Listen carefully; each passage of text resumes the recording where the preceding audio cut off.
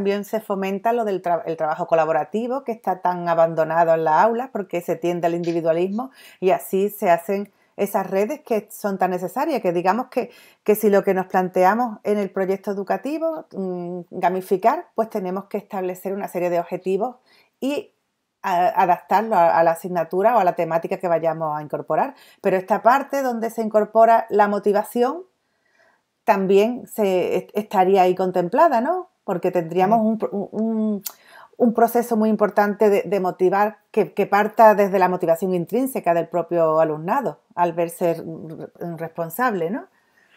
Sí, sí, totalmente. Y además se genera algo que yo creo que muchas veces confundimos desde el aula, que es el trabajo en grupo frente al trabajo colaborativo. Muchas veces los trabajos en grupo no son otra cosa sino la suma, la adición de trabajos individuales. De manera que es casi como trabajar en la cadena fordista, ¿no? Uno coge el trabajo que previamente ha hecho otro, hace su trabajo y se lo deja preparado para que otro siga con esa cadena, ¿no? En el trabajo colaborativo, en el trabajo de inteligencia colectiva que desarrollan los proyectos de podcasting, esa lógica no es así, porque tú cuando estás elaborando un programa tienes que ser plenamente consciente del trabajo de los demás, de cómo es la dinámica de ese programa, a no ser que esté muy compartimentado en secciones y tú te limites a hacer solamente tu sección y punto, pero normalmente no se funciona así. Los programas se entienden como algo holístico, ¿no? Como algo unitario, como algo que tiene un principio, un desarrollo, un final, y todos los miembros de ese programa son conscientes de la lógica del propio espacio y sobre todo del proceso creativo del propio espacio. Con lo cual es algo muy interesante porque quiebra esa bipolaridad, ¿no? Ese elemento binario entre el trabajo en grupos, que como decíamos antes, no deja de ser algo que suma los trabajos individuales de un colectivo y el trabajo verdaderamente colectivo, el trabajo cooperativo, el trabajo en el que todos son conscientes del trabajo de cada uno de los miembros de la propia clase. Con lo cual es algo muy, muy, muy interesante y que además produce una verdadera conexión, ¿no? Todo esto que se llama el aprendizaje en red, el aprendizaje conectado, no es solamente conectar hacia afuera, es decir, la conexión que esa comunidad puede hacer con otras comunidades fuera del propio colegio, sino conectar hacia adentro, es decir, conectar con los mismos y con los propios miembros de tu comunidad, de tu clase, de tu propio colegio, ¿no? Entonces, en ese sentido, trabajar con medios en general, pero sobre todo con medios digitales que producen este tipo de conexiones y que son muy fácilmente propagables, además, es una de las características del lenguaje de los nuevos medios de comunicación, como es el podcasting.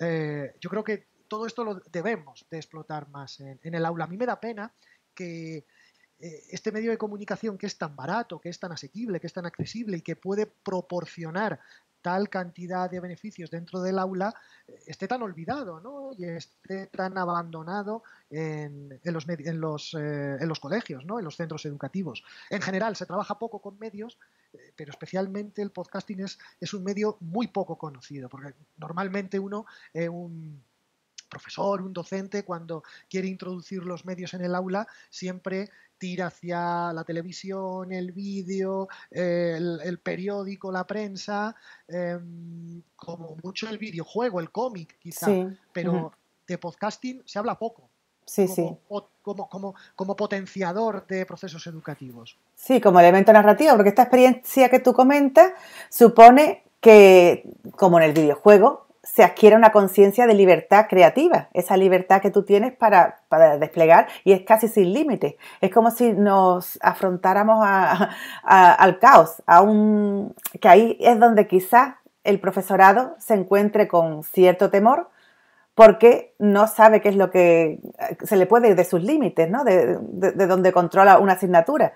Entonces quizás eso sea una de las reticencias también a la hora de utilizarse todos estos medios que no estén tan incorporados en las aulas, ¿no? Sí, pero la base yo creo que parte de otro sitio. Uno tiende a tener miedo a temer que se pueda desbordar, o lo que tú comentabas anteriormente, a que haya ciertas fronteras que de alguna manera se rebasen, o que vayamos a procesos que se puedan ir de las manos o que se puedan ver incontrolados, porque uno no conoce el medio, ¿no? Yo creo que todo parte de una falta de conocimiento, de que en general es un medio de comunicación poco conocido, con poca penetración en los canales comerciales, mainstream, no es un mass media todavía aquí en España. En Estados Unidos sí, en Estados Unidos mueve una cantidad de dinero absolutamente tremenda. Hay una industria del podcasting. Ahí sí es un medio tanto profesional como amateur. Es un poco como YouTube, ¿no? Donde convive aquel creador mediático que hace muchísimo dinero, que monetiza mucho su labor, y una enorme cantidad, la inmensa mayoría de gente que sube vídeos a YouTube y no los pueden monetizar, ¿no? Allí en Estados Unidos, como digo, el podcasting sí que tiene esta lógica binaria del mega profesional que hace mucho dinero, las grandes compañías, las grandes empresas que monetizan mucho, y luego el creador grassroots, ¿no? El creador más independiente, autónomo y desde luego no profesional. Sin embargo, aquí en España no, aquí en España todavía cuesta, ¿no?, canalizar el podcasting como un medio comercial, ¿no?, como un medio que sea más media. Solamente ha habido una experiencia de podcasting profesional muy conocida, que está relacionada con el grupo Prisa, que el año pasado sacó Podium Podcast, que es una plataforma, una red de podcast que hacen ellos, muy profesional, muy radiogénico, es decir, suena mucho a radio.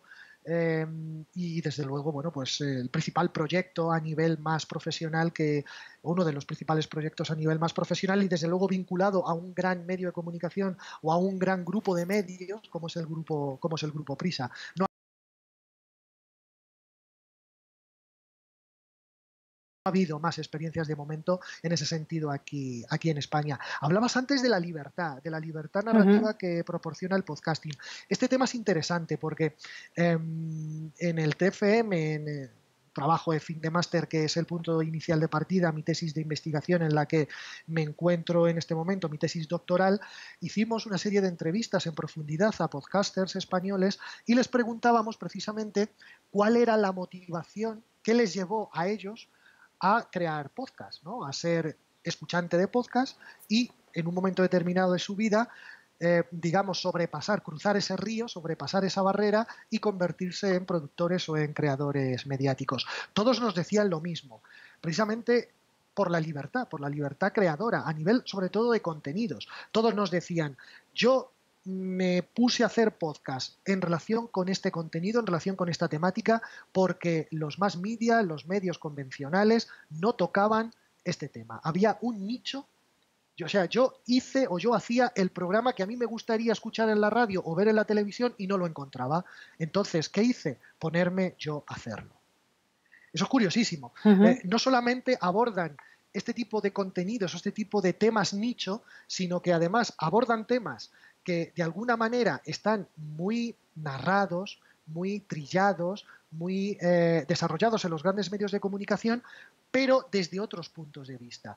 Hubo algunos de estos podcasters que nos decían, claro, es que yo comencé a hacer un podcast sobre el Real Madrid, pero desde un punto de vista narrativo, desde una localización que de alguna manera no me estaban dando los medios de comunicación de masas, que afrontan la información, en este caso sobre el Real Madrid, el equipo de fútbol del Real Madrid, desde otros ámbitos, ¿no?, desde otros puntos de vista. Y como yo no encontraba esa perspectiva, la construí yo desde este medio de comunicación que me da todo tipo de libertades. Hay que entender una de las principales diferencias que tiene el podcasting con respecto a la radio. La radio está muy atada a una periodicidad.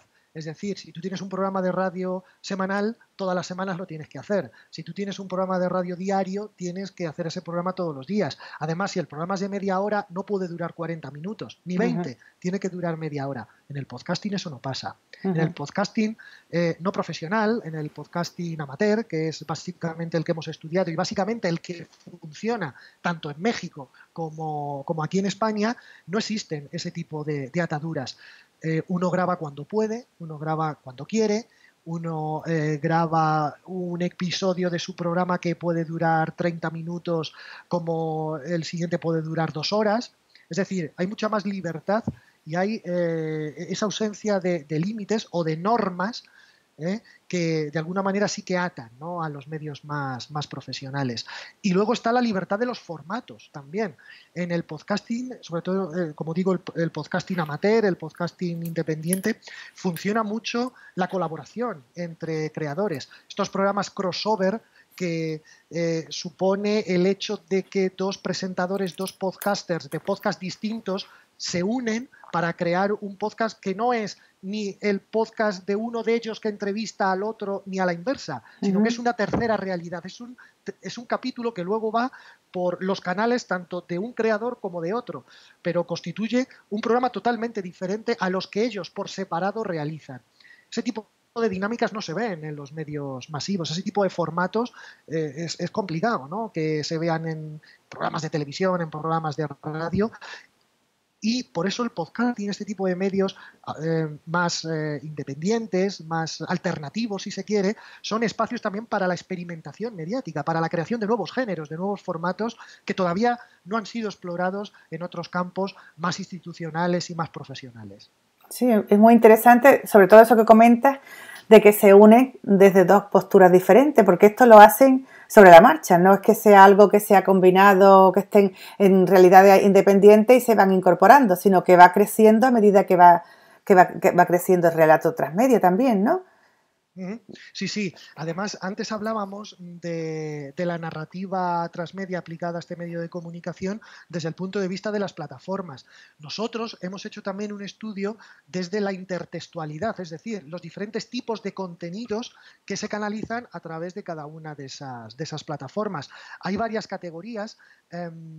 Están sobre todo los contenidos adaptados, es decir, a partir de lo que tú grabas en el podcast, hacer una compresión narrativa, hacer un resumen de ese contenido que aparece en el archivo de audio y que va canalizado, pues por ejemplo, en la página web. Todos los proyectos de podcasting, como hemos dicho anteriormente, tienen su página web donde van presentando los diferentes contenidos, aparece el archivo que tú le puedes dar a reproducir o te puedes descargar y aparece un pequeño metatexto, un texto que resume precisamente lo que aparece ya desarrollado y con más profusión de detalles y más en profundidad en el propio archivo sonoro.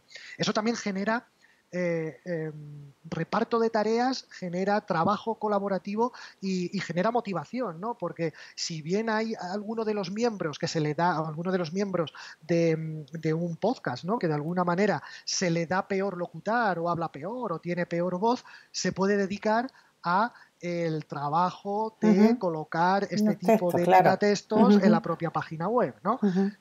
Y esto se puede trasladar también al aula, a la hora de que podamos integrar a la mayor cantidad de alumnos y de alumnas posibles. Pero sobre todo, especialmente interesantes son los contenidos expandidos, es decir, ese tipo de contenidos, ese tipo de hilos argumentales o de relatos que no aparecen en el contenido sonoro y que sí van por otras vías para extender la narrativa, para diseminar diferentes sustancias expresivas y diferentes contenidos para que la audiencia, para que la gente que te escucha, la gente que te sigue, vaya recogiendo de manera no lineal, de manera completamente autónoma cada pieza y vaya recomponiendo como si de un puzzle se tratara toda esa narrativa que aparece en tu universo. Extensiones textuales tenemos muchas, pues por ejemplo, imaginemos que tenemos un podcast de historia. Nosotros contamos un capítulo relacionado con la Segunda Guerra Mundial y en la página web metemos noticias relacionadas con ese tema que no hemos contado en el archivo sonoro. Ahí estamos haciendo una extensión de nuestro relato.